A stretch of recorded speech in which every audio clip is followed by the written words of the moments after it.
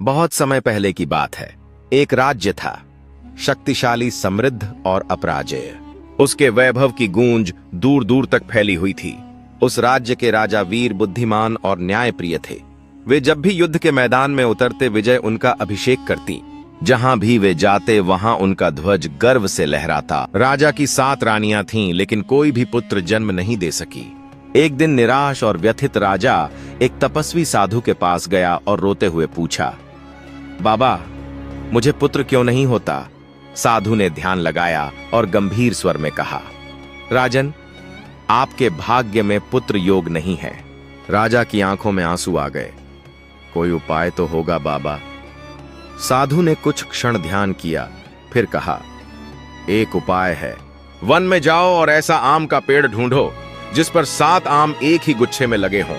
उस गुच्छे को तोड़ लाओ और 7 रानियों को एक एक आम खिला दो, तब तुम्हें संतान की प्राप्ति होगी। राजा उसी समय वन की ओर निकल पड़ा। कई दिन खोजने के बाद उसे एक पेड़ पर 7 आमों का दुर्लभ गुच्छा मिला। वह उसे लेकर महल लौटा और 6 रानियों को एक एक आम खुशी खुशी दे दिया। लेकिन 7वीं रानी, जिसे राजा बहुत कम ध्यान देते थे, उस समय महल के कोने में गेहूं सुखा रही थी। राजा ने उसके पास जाकर कहा, तुम भी एक आम खा लेना, शायद तुम्हें पुत्र प्राप्त हो जाए। रानी की आंखों में आशा चमकी, लेकिन जब वह अन्य रानियों से आम मांगने गई, उन्होंने तिरस्कार करते हुए कहा, तेरे लिए नहीं लाए राजा, हम आम खा चुके गुठलियां फेंक दी कूड़े में, जा वहीं ढूंढ। रानी ने कूड़े से 7 आमों की गुठलियां उठाईं, उन्हें धोकर पानी में रखा और श्रद्धा से उन्हें चाट लिया। समय बीतता गया। आश्चर्यजनक रूप से वही 7वीं रानी गर्भवती हो गई। जब रानी गर्भवती हुई, पूरे महल में खुशी का माहौल छा गया। रानी की आंखों में एक नई चमक थी और वह हर दिन अपने होने वाले बच्चे के लिए सुंदर सपने देखती थीं। सभी दरबारी उसकी खुशियों में शामिल हो गए और महल में जश्न का माहौल बन गया। जब राजा को यह पता चला तो उसे हैरानी और खुशी दोनों हुई। वह रानी को फिर से सम्मान देने लगा, लेकिन 6 रानियां ईर्ष्या से जलने लगीं। उन्होंने दाई से मिलकर षड्यंत्र रचा। जब प्रसव का समय आया तो रानी को पुत्र उत्पन्न हुआ, दिव्य तेज से भरा हुआ, सुंदर और अद्वितीय। परंतु दाई ने उस नवजात को चुपचाप एक मटके में बंद कर दिया और नदी किनारे एक कुम्हार के आंवा भट्ठी में रख आई। राजा को झूठ बताया गया कि रानी ने केवल एक पुराना कपड़ा जन्म दिया है। राजा क्रोधित होकर रानी को वनवास दे दिया। रात को कुम्हार की पत्नी ने भट्ठी से रोने की आवाज सुनी। जाकर देखा तो एक नवजात शिशु वहां रो रहा था। उसने बच्चा उठा लिया, क्योंकि उसका खुद का कोई संतान नहीं था। वह और उसका पति उस बच्चे को पालने लगे। समय बीता। वह बच्चा अनुपम सौंदर्य और अद्भुत बुद्धि वाला निकला।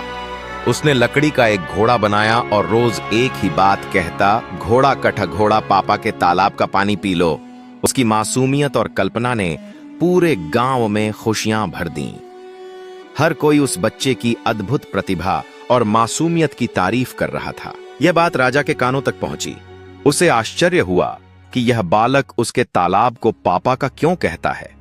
जांच कराने पर पता चला कि वह बच्चा तो एक कुम्हार के घर पला है।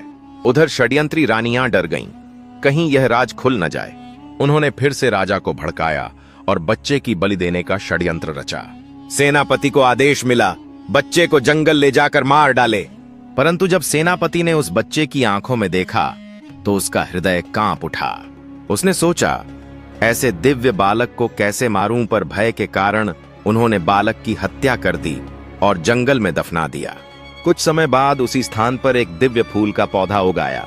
एक दिन एक राही वहां से गुजरा और जब उसने वह फूल तोड़ना चाहा तो फूल बोल उठा, भैया अमोला हो दही फूल वाला जीजा आकाश, और फिर फूल अदृश्य हो गया। राजा तक यह खबर पहुंची। वह स्वयं गया और फूल को तोड़ने की कोशिश की और तब वही शब्द दोहराए गए। राजा चौंक गया। फिर 6 रानियां लाई गईं, लेकिन फूल ने उन्हें पहचान कर झिड़क दिया।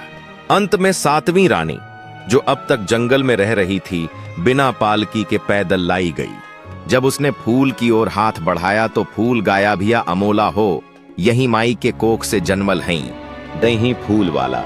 राजा स्तब्ध रह गया। सारा षड्यंत्र सामने था। उसने रानी को सिंहासन पर सम्मान के साथ वापस बिठाया।